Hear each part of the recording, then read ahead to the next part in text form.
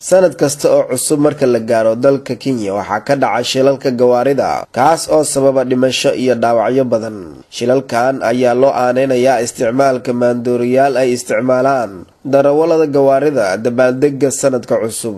haddaba si loo yareeyo shilalkan ayaa dowladda Kenya waxay soo saartay sharci cusub oo lagu doonayo in shilalka gawaarida lagu yareeyo. sharcigaas oo ruuxii ku xadgudbaa lagu qaadayo ganaax lacageed oo tiro badan iyo xarig adag. sidaas oo ay tahay sanadkan cusub ee 2013 waxaa shilal gaari oo ka dhacay magaalooyin kala duwan oo ku yaala Kenya ku geeriyooday dad gaaraya 54 ruux. maalintii ugu horeysay oo loo diyaar garoobay dabaaldega sanadka cusub oo ahayd 31 Diseembar 2012 waxaa shil gaari ku geeriyooday 11 ruux. maalintii ku xigtay waxaa ku geeriyooday shil gaari oo ku beegneed 1 Janaayo 2013 32 ruux oo goobo kala duwan ka dhacay. ku-xigeenka madaxa ciidamada taraafikada dalkani Kenya Samuel Kamaru ayaa ka hadlay shilalka dhacay waxa uuna sheegay in ay hoos u dhac ku yimaadeen shilalka marka loo eego sanadii 2011.